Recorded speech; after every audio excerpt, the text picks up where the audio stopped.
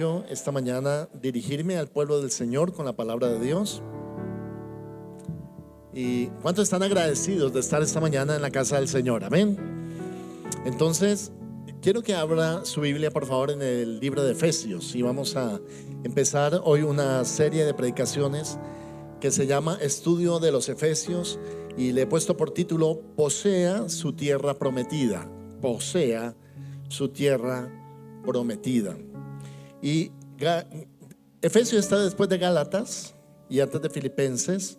Es una de las epístolas de Pablo, esta vez a la iglesia de Éfeso, una iglesia ubicada en lo que hoy es Turquía. De las 7 iglesias del Apocalipsis se menciona a Éfeso. Y Pablo fue a Éfeso a predicar el evangelio del Señor Jesucristo a los griegos. Y cuando estaba allí, él fue apresado por predicar el evangelio. Estando en la cárcel, en la prisión, él escribe esta epístola entre el año 60 al 65 después de Cristo. Y es una de las epístolas más especiales que hay, porque no es solamente una carta dirigida a la iglesia para que la iglesia la conozca, sino es un fundamento para nuestra fe. Entonces vamos a ver cómo el libro de Efesios se compara también con el libro de Éxodo en el Antiguo Testamento, porque plantea exactamente la misma situación, y es Dios levantando a su iglesia o a su pueblo como un ejército, dirigiéndolo hacia la tierra prometida. Entonces vamos a ver cómo en el Antiguo Testamento Dios levantó a Moisés para entrar a la nación de Israel a la tierra prometida, y para hacerlo él tuvo que cambiar la mentalidad de su pueblo, de esclavos que habían estado 430 años en Egipto, a gente con mentalidad de siervos de Dios, de hijos de Dios. ¿Cuántos hijos de Dios hay aquí esta mañana? Solamente levante la mano los hijos de Dios. Exactamente. Dios tenía que transformar esa mentalidad para poder entrar a su pueblo, en este caso Israel, a la tierra prometida. Y es exactamente eso lo que plantea el apóstol Pablo en esta epístola. Entonces vamos a leer, hoy iniciaremos con la introducción y el capítulo 1. Y si me acompañan, por favor, vamos a leer Efesios 1, del 1 hasta el 14. Leemos la palabra del Señor. Dice: Pablo, apóstol de Jesucristo, por la voluntad de Dios. ¿A quiénes, hermanos? ¿A quiénes? A los santos y fieles. Dile que está a tu lado: santo y fiel. Y ahorita vamos a desarrollar por qué les llama así. Santos y fieles en Cristo Jesús, que están en la iglesia Ríos de Alabanza. Bueno, gracia y paz a vosotros de Dios nuestro Padre y del Señor Jesucristo. Bendito sea el Dios y Padre de nuestro Señor Jesucristo, que nos va a bendecir. Que en el futuro vamos a recibir bendición, ¿no es cierto? Dice que nos bendijo, pasado, nos bendijo con toda bendición espiritual en los lugares celestiales. Y ahí que dice que estamos bendecidos ¿en quién, hermanos? Dile que está a tu lado: en Cristo. Y vas a ver cómo esa frase se repite en toda la epístola de Efesios, diciéndole: en Cristo. Usted es bendecido si está en Cristo. Usted es salvado en Cristo. Usted es restaurado en Cristo. Usted es prosperado en Cristo. Usted crece en Cristo. Y en Cristo, esa frase es importante. Versículo 4: según nos escogió, ¿en quién? Otra vez dice: en Él, antes de la fundación del mundo, para que fuésemos santos y sin mancha delante de Él, en amor, habiéndonos predestinado para ser adoptados hijos suyos por medio de Jesucristo, según el puro afecto de su voluntad, para alabanza de la gloria de su gracia, con la cual nos hizo aceptos en el amado, en quien tenemos redención por su sangre, el perdón de pecados, según las riquezas de su gracia, que hizo sobreabundar para con nosotros en toda sabiduría e inteligencia, dándonos a conocer el misterio de su voluntad, según su beneplácito, el cual se había propuesto en sí mismo de reunir todas las cosas. Y ahí dice otra vez: ¿en quién, hermanos? De reunir todo ¿en quién? En Cristo, en la dispensación del cumplimiento de los tiempos, así las que están en los cielos como las que están en la tierra. En Él, versículo 11, asimismo tuvimos herencia, habiendo sido predestinados conforme al propósito del que hace todas las cosas según el designio de su voluntad. Y ahora el 12, leámoslo juntos. A fin de que todos nosotros seamos para alabanza de su gloria, nosotros los que primeramente esperábamos en Cristo. En Él también vosotros, habiendo oído la palabra de verdad del evangelio de vuestra salvación, y habiendo creído en Él, fuisteis sellados con el Espíritu Santo de la promesa. 14 todos, que es las arras de nuestra herencia hasta la redención de la posesión adquirida. ¿Para qué? Para alabanza de su gloria. Denle un aplauso fuerte al Señor y alábelo. Alabanza de su gloria. Y dentro de los propósitos que el apóstol Pablo tuvo con esta epístola fue fortalecer a la generación de creyentes, de cristianos en esa ciudad, quienes se enfrentaban a la oposición feroz del mundo. Y no solamente eso, sino que eran perseguidos por causa de la fe en Cristo. Este evangelio no era popular en esa época y tampoco lo es popular ahora. Exactamente, compartimos los mismos principios, la misma persecución, la misma oposición, el mismo antagonismo que causó en esa época el evangelio, lo causa actualmente. Y la pregunta clara del mundo es: ¿usted para qué hace lo que hace? ¿Por qué pierde tiempo al orar? ¿Por qué pierde tiempo al ir a estudiar la Biblia? Y entonces la respuesta nuestra es: por Cristo es que nosotros hacemos todo lo que hacemos. Y esta mañana me ha parecido bien a mí y al Señor también que juntos estudiemos acerca de Cristo en esta epístola. Si la Biblia no nos conduce a Cristo, entonces no es la Biblia. Porque Cristo aparece escondido en el Antiguo Testamento y manifestado en el Nuevo Testamento. Cristo aparece profetizado en el Antiguo, pero aparece revelado en el Nuevo Testamento. Y hasta el final de los días, todo lo que hacemos será para prepararnos para encontrarnos nuevamente con el Rey cara a cara. Y entonces en ese día usted conocerá personalmente, de manera física, al Señor Jesucristo, y le reconocerá por las heridas en sus manos, por las heridas en su costado, y porque al escuchar su voz será familiar con esta palabra que usted está recibiendo esta mañana. ¿Cuántos quieren conocer a Cristo así, de esa forma? ¿Sabe que hay gente que no lo conoce así? Y entonces, como el apóstol Pablo, siguen diciendo: no lo conozco. ¿Quién es Jesús? Y esa es una de las preguntas más grandes que plantea el pasado de Pablo. Voy a pedir a los diáconos, diaconitos, ya pueden sentarse, hermanos, porque están distrayendo a toda la congregación. Gracias. Entonces, mire, Pablo tuvo un encuentro personal con el Señor Jesucristo. Él no lo conoció como nosotros.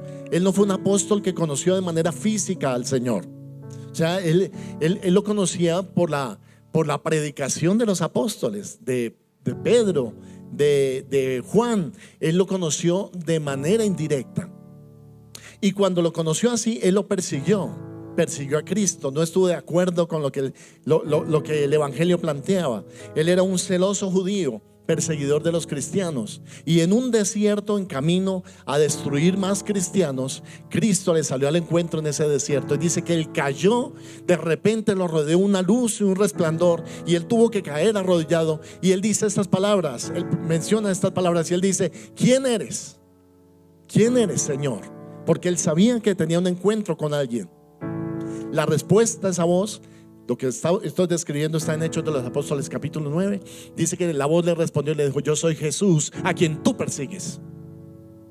No le dijo: yo soy Jesús y pastoreo la iglesia a quien tú persigues. No, Pablo se estaba metiendo con la iglesia, y al perseguir a la iglesia, ¿a quién persiguió?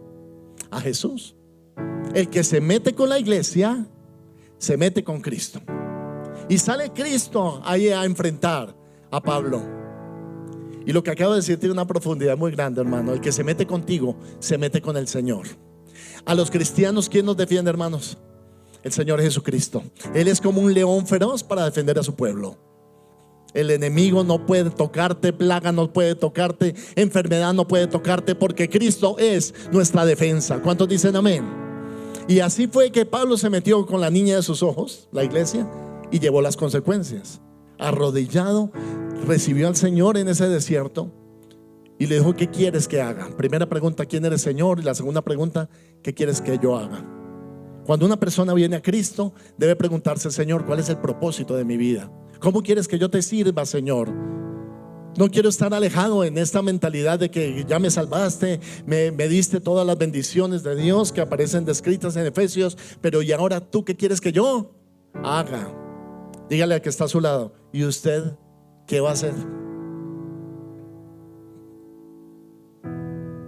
Porque el propósito de la vida eterna no es que nos acomodemos en la vida eterna, es que salgamos y ganemos al mundo para Cristo.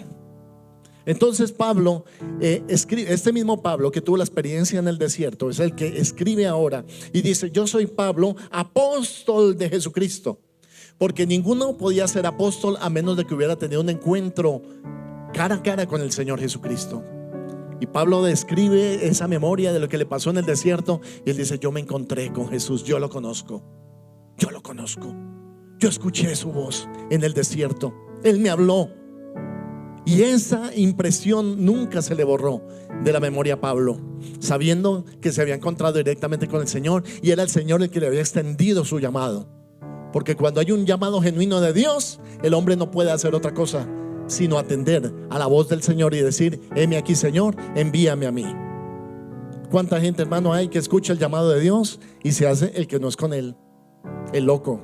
Y Dios te llama, pero tú dices después: Señor. Dios te llama, pero tú dices: no estoy listo. Dios te llama, pero tú dices: yo soy muy joven. Y aquí Pablo nos está diciendo que a pesar de que habían transcurrido 20, 30 años de que había conocido al Señor, al escribir la epístola, ahora era un Pablo colocado en las manos del Señor, sirviéndole a sus propósitos.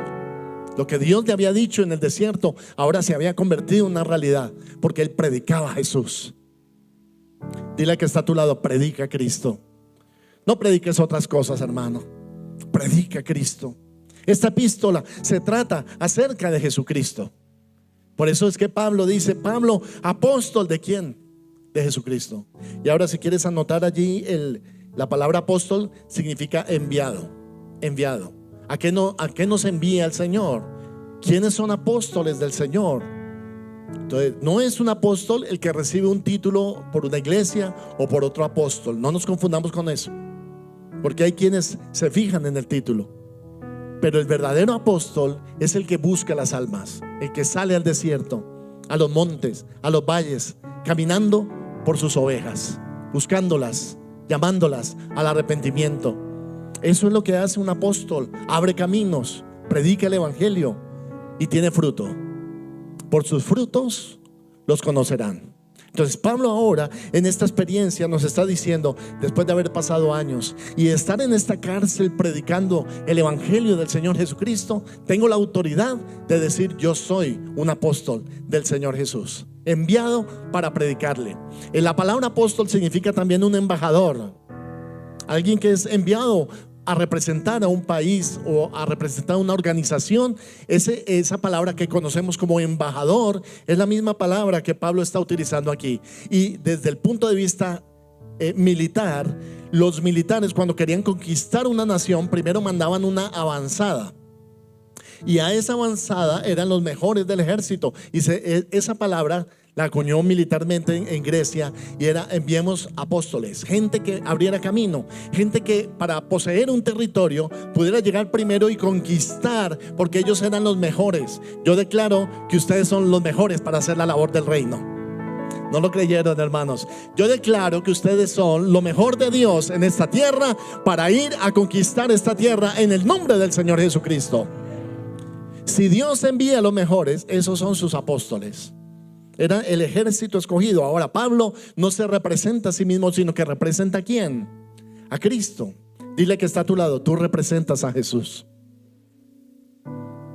Con lo que lees, la forma como hablas, cómo te expresas allá en la oficina, allá en el trabajo, lo que está leyendo, las páginas de internet que visitas, la historia de tu Google, de las búsquedas que buscas tú en la red.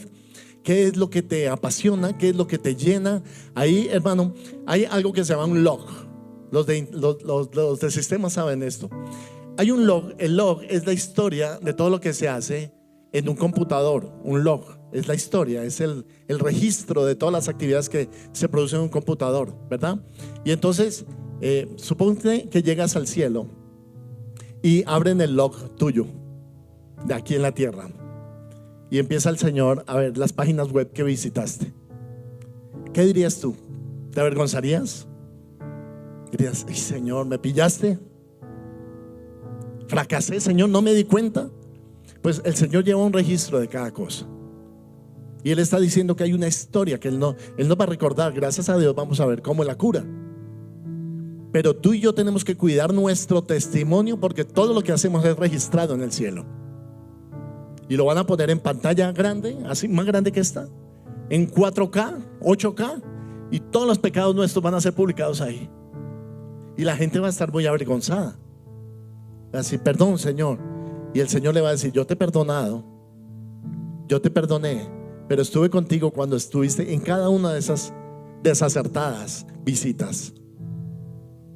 Dios no está ahí para condenarte, para juzgarte, así como no condenó a Pablo, pero el pecado de cada uno resalta la misericordia de Dios. Y vamos a ver cómo en esta epístola, a pesar de lo que somos, Dios tiene compasión y misericordia de nosotros. Por eso Pablo no dice aquí, y hubiera podido ser otro el título de él: Pablo, perseguidor de cristianos y asesino de creyentes. Pero ¿cuál fue el título que el Señor le dio a Pablo? Y lo limpió. Le dice: Pablo, apóstol de Jesucristo. Y qué lindo que el Señor no nos mire con base en lo que hicimos en nuestro pasado, sino que nos proyecte a un futuro glorioso en el Señor Jesús. Luego Dios te mira y te ve de una manera diferente a como tú mismo te ves. Aquí la gente puede decir: es que yo fui un fracasado, es que yo me casé 2 veces, es que yo tuve un hijo con uno y otro hijo con la otra, y así, y podemos decir todas esas cosas. Pero cuando Dios nos ve, Él nos cambia el título. Por la misericordia de Dios, no nos llama lo que somos, nos llama lo que Él nos ve y quiere que seamos. Y por eso Pablo dice: tengo la autoridad del Señor Jesucristo. Soy Pablo, embajador del Señor Jesús. Usted también es embajador de Cristo. Dígale al que está a su lado: eres un embajador de Dios. Eres enviado, eres lo mejor, eres el ejército del Señor, eres el ejército que va adelante a conquistar esta tierra. Está Dios enviando lo mejor, y por eso te tiene capacitándote aquí en la mañana, en este día, con la epístola de Efesios. Y luego Pablo dice: por la voluntad de Dios. ¿Y qué especial es esto? ¿Cuál es la voluntad de Dios, hermanos? ¿Cuál es la voluntad de Dios? Que nos casemos, que tengamos hijos, tener una casa bonita. Esa es la voluntad de Dios. Puede ser, pero no es a esa voluntad a la que se refiere el apóstol aquí. La voluntad de Dios es lo que Pablo está haciendo, y es sufrir por causa de Cristo. Es predicar a otros el evangelio, derramarse uno mismo a servir a los demás. Alguien dijo: si uno no vive para servir, entonces no sirve para vivir. Y es exactamente eso lo que Pablo está diciendo. Porque el apóstol, antes de ser el que recibía honores, el que recibía gloria, el que recibía títulos, el apóstol era un servidor de Cristo, humilde, llegaba para servir a los demás. Y me recuerda que el mismo Señor Jesucristo tomó la toalla y sirvió a sus discípulos, haciéndose un humilde siervo. La palabra en griego es doulos, el siervo, un esclavo por amor que sirve a los demás. Dice: no, pastor, no me pongas a servir. En el encuentro, en el campamento que tuvimos con los jóvenes, había un equipo encargado de la limpieza de la cocina, y era un equipo provisto por el alojamiento en donde estábamos. Pero desde el primer día hablé con ellos y les pedí un favor. Y le dije: quiero que me hagan un favor, y es que nosotros vamos a lavar la loza. Nosotros nos encargamos de eso. Y cada noche, y al terminar el día, el viernes, y al terminar el día, el lunes y el martes, y al terminar todo este tiempo, los mismos muchachos hicieron el aseo, lavaron los trastes, lavaron los platos, y yo les tomé fotografía, porque a lo menos, hermano, allá lo hacían, aunque en la casa no lo quisieran hacer. Y me dio tanta alegría ver a estos muchachos trabajando y sirviendo, ¿no? Y algunos hasta se ofrecían voluntariamente para eso. Y estaban barriendo y estaban trapeando, y yo creo que sus manos pulcras jamás habían tenido un trapero ahí en esa operación, ¿no? Ese trabajo. Y me dio tanto gozo, porque nosotros fuimos al campamento y parte de lo que queríamos hacer era probar el carácter de estos jóvenes. que ellos se dan cuenta que en el mundo hay que servir y no ser servidos. Y eso quedó tan claro en ellos que el último día todos se organizaron, recogieron los papeles, etcétera. De mostrar las fotos del campamento, cómo debieron dejar sus cuartos, cómo estaban al llegar, cómo los entregaron perfectamente limpios y perfectamente ordenados. Por ahí aparecieron unos calzoncillos a última hora, no supimos quién fue, pero Dios sabe. Sí, le tomaron fotos, ¿no? Ahí sí, en el campamento. ¿Cuál es el objetivo de esta escuela? Tener una escuela de servicio, hermano. Que uno vaya y sirva. Cómo está el que está en la puerta, cómo está el que les predica, cómo está el que toca el piano, cómo está servir, servir, servir. Y eso distingue a esta iglesia.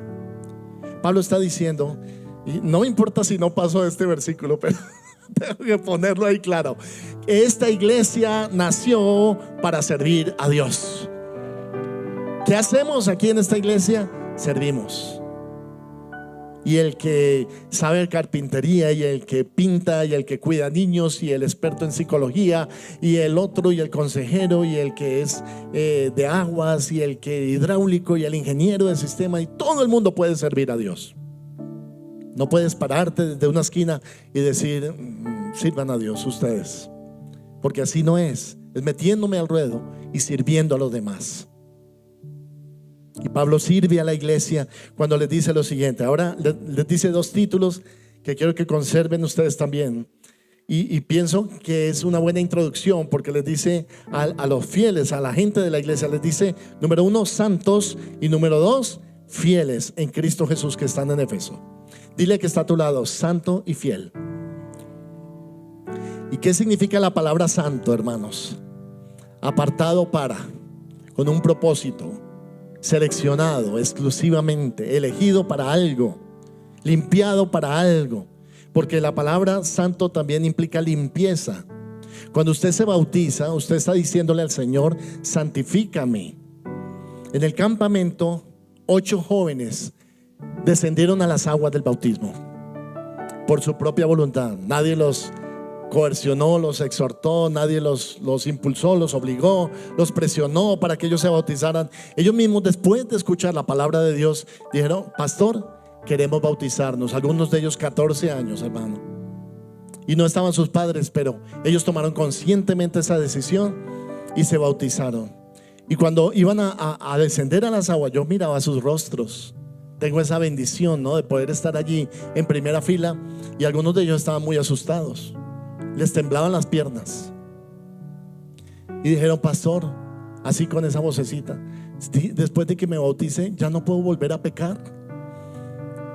Y nosotros estábamos tan sorprendidos de eso, ¿no? Porque ellos estaban asustados. ¿Será que ya no puedo volver a pecar?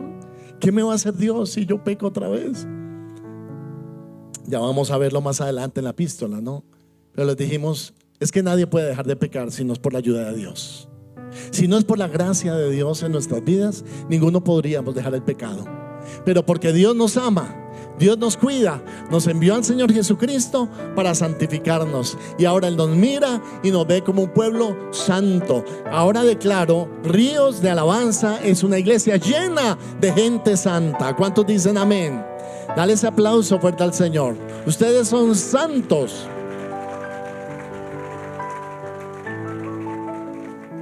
Y al igual que el título de apóstol, lo que me recuerda es que lo que Dios ha hecho por nosotros es santificarnos, porque no viene de nosotros. Nos santificó en 2 sentidos. El primero, nos apartó del mundo.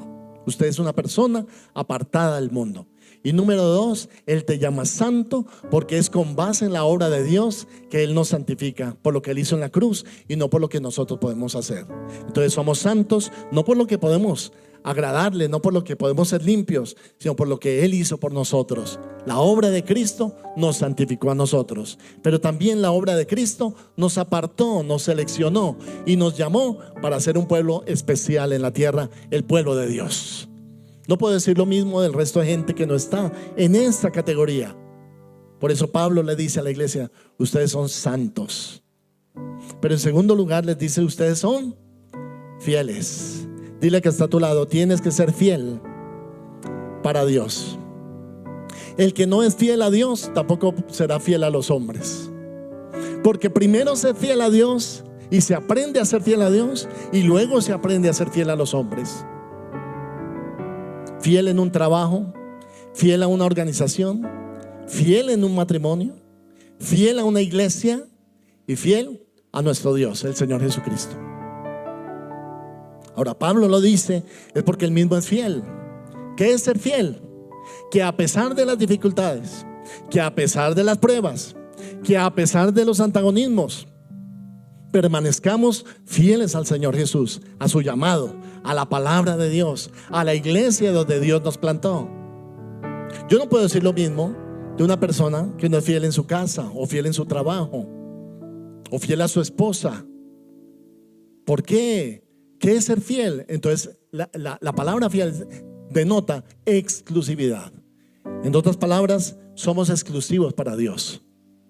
Así como el hombre es exclusivo para la mujer, para su esposa, y la esposa es exclusiva para su hombre, así también nosotros somos exclusivos para Dios. Dios no nos comparte con el mundo. Ese es el mensaje. Dios no te comparte con el mundo. Por eso dice, ninguna fuente puede dar dos clases de agua a la vez, agua dulce y agua amarga. Ninguno puede servir a dos señores a la vez, porque amará al uno y aborrecerá al otro. Así tampoco nosotros podemos servir a Dios y a las tinieblas, porque servimos a Dios, rechazamos las tinieblas. Entonces ninguno de ustedes ama las tinieblas, ninguno, pero aman la luz que el Señor les da. Hacer las cosas sabiamente, hacer las cosas con claridad, en fidelidad a Dios. Por eso, hermanos, es que el que llega a la iglesia, no es tan importante empezar el camino en Cristo como terminarlo. Es igual de importante comenzar que terminar bien en Cristo. En otra parte, Pablo dijo, yo he acabado la carrera, he ganado la batalla y he guardado la fe hasta el final. Dios no quiere siervos de Dios que se cansen, que digan, ay Señor, ya me cansé de ser cristiano, esto está muy difícil, y es que ir a la iglesia, y es que orar, y es que madrugar y ayunar, y esto está muy complicado, Señor, y leerme toda esta palabra de Dios, 66 libros, está difícil. Pues claro que es difícil, hermano, pero precisamente este camino es para los santos y para los fieles. ¿Cuántos quieren permanecer fieles al Señor? Hay una fotografía muy famosa que ha recorrido el mundo, y es la de un perro pastor alemán sentado en la tumba de una persona. Le tomaron la foto al perro y él aguardando, sentado en la tumba de una persona. Y lo que la historia narra es que el hombre tenía este perrito y era su compañero fiel. ¿Cuántos tienen un perro aquí? Levanten la mano los que tienen perrito. ¿Y cuántos tienen gatos? Del team perros y del team gatos. Imagínate tu gato, ¿no? ¿Y lo quieren? ¿Quieren al gato? ¿Quieren al perro? ¿Cierto? Bueno, le tienen un nombre muy especial, ¿no? Le dan alimento. Yo tengo un perrito y le doy alimento todos los días, y él me mira y me hace unos ojitos, y yo soy feliz cogiéndole las orejas, y el otro se sienta al lado mío cuando estudio la palabra, él está sentado a mi lado. Y entonces así, con esa relación que uno puede tener tan bonita con los animales, ¿no? Entonces el perro tenía ese dueño, y el dueño lo quería y lo amaba muchísimo. Para donde iba el dueño, el perro iba. Y entonces murió el dueño. En cierta oportunidad estuvo enfermo y murió. Y entonces fueron a enterrarlo y lo pusieron en la tumba. ¿Y qué creen? El perro se fue a visitar al dueño a la tumba, y ahí se quedó al lado de él. ¿Y por qué les digo que es el sinónimo de fidelidad? Porque aunque esté muerto, allí el perro estaba vigilando que todo estuviera bien con su amo, y no se quería desprender de él. ¿Cuántos quieren amar así al Señor Jesucristo? ¿Cuántos quieren perseverar hasta el final? Nosotros somos los perritos, y ahí está el Señor, y nosotros hasta el final con el Señor, no importa lo que pase. Eso es fidelidad. Cuando Dios te está diciendo que tú seas fiel, es que seas fiel al propósito de Dios, al llamado de Dios, a la iglesia de Dios. Una iglesia se construye a base de personas fieles. Nunca un pueblo del Señor ha podido construir nada sin fidelidad. Cuando trabajé en la compañía Coca-Cola, nosotros tomábamos únicamente Coca-Cola. Y entonces cuando íbamos a un restaurante y pedíamos una Coca-Cola y el restaurante nos decía: no, aquí no hay Coca-Cola, aquí hay productos Postobón, ¿qué hacíamos nosotros? Nos parábamos y nos íbamos.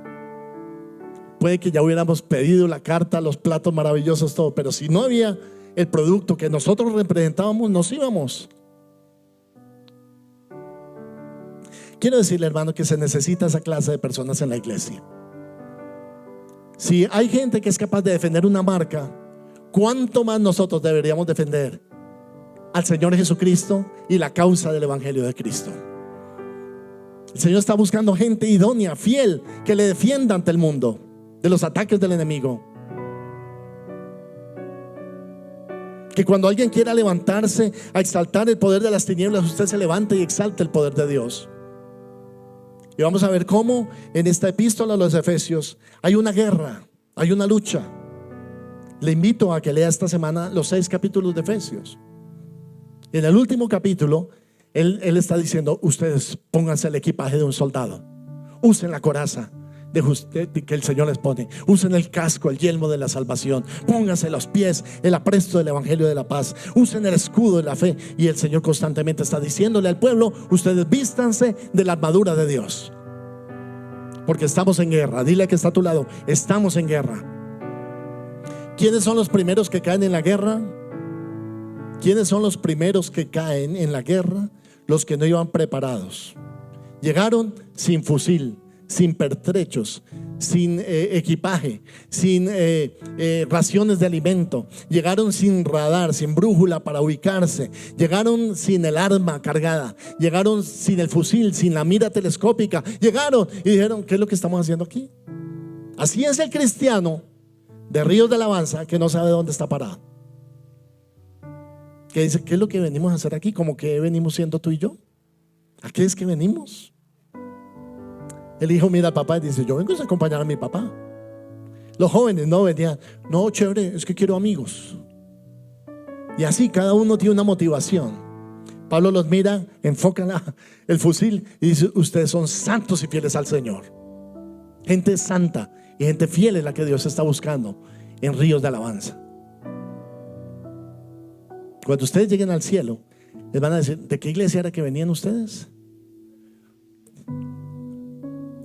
Y si alguno que otro por allá se va para el infierno, les van a decir: ¿y de qué iglesia era que venían ustedes?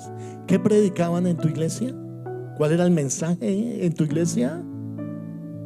Por eso es que Pablo desocupa todos los mensajes y pone en el centro a Cristo Jesús. El centro de esta epístola es Cristo. Y eso es lo que significaba cuando él dijo: bendito y sea el Dios y Padre de nuestro Señor Jesucristo, que nos bendijo con toda bendición espiritual en los lugares celestiales. Y dice: en Cristo. Porque finalmente lo que predicamos, hermano, por lo que vivimos, el objetivo de nuestra vida, la misión, el lema y nuestro mensaje sigue siendo y seguirá siendo Cristo nuestro Señor, a quien damos toda la honra y el honor y la sabiduría y la riqueza y la fama y la alabanza, porque en Cristo somos más que vencedores por medio de aquel que nos amó. Quiero terminar esta mañana con Efesios 3:10 y vamos a seguir a continuar de hoy en 8 días, pero busque por un momento Efesios 3:10.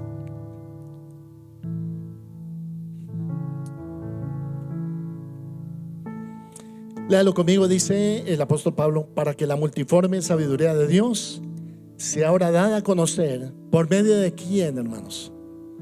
¿Por medio de quién? De la iglesia. ¿A quiénes? A los principados, a las potestades en los lugares celestiales. Y el versículo 11: conforme al propósito eterno que hizo en Cristo Jesús nuestro Señor. Y ahora le pongo esto de presente, que el plano, propósito de Dios es lo mismo.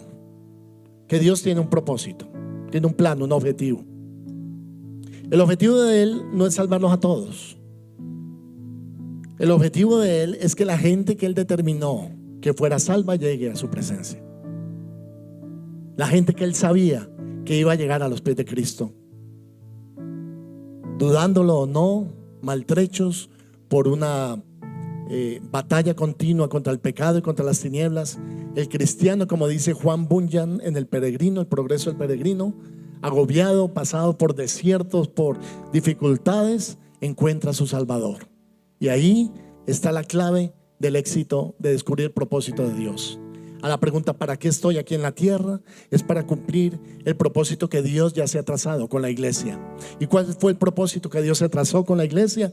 En Efesios 3:10 dice: para que la multiforme sabiduría de Dios sea ahora dada a conocer por medio de la iglesia. Luego la iglesia es la que va a dar a conocer a este mundo las maravillas de Dios.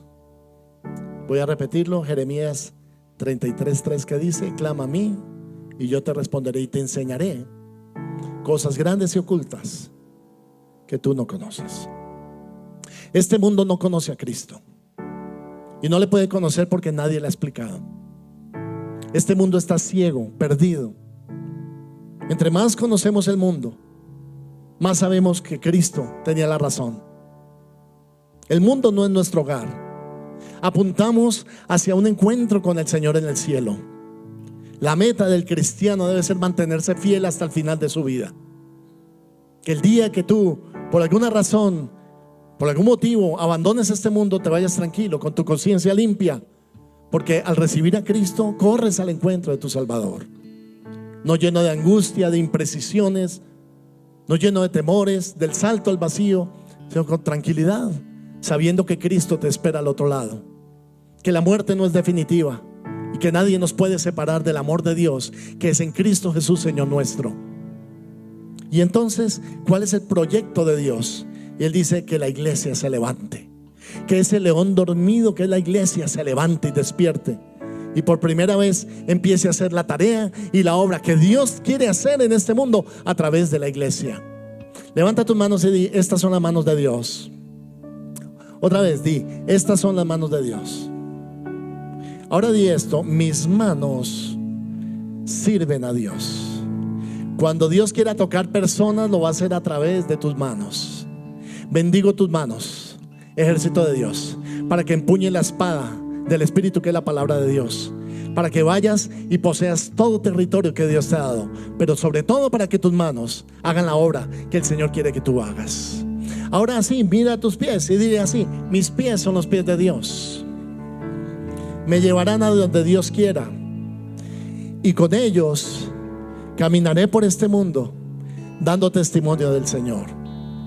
Isaías 52 dice: hermosos son los pies de los que proclaman al Señor, con las nuevas del Evangelio en todo lugar en donde vayan. Que tus pies te lleven a todo lugar para predicar al Señor, para dar testimonio del Señor.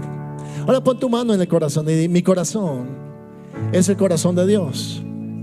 Impulsado por la compasión, buscaré al perdido, a la oveja descarriada, al que no tiene a Dios. Sentiré amor por ellos y los buscaré mostrándoles el amor de Dios. Que cuando yo los ame, ellos sientan el amor de Dios.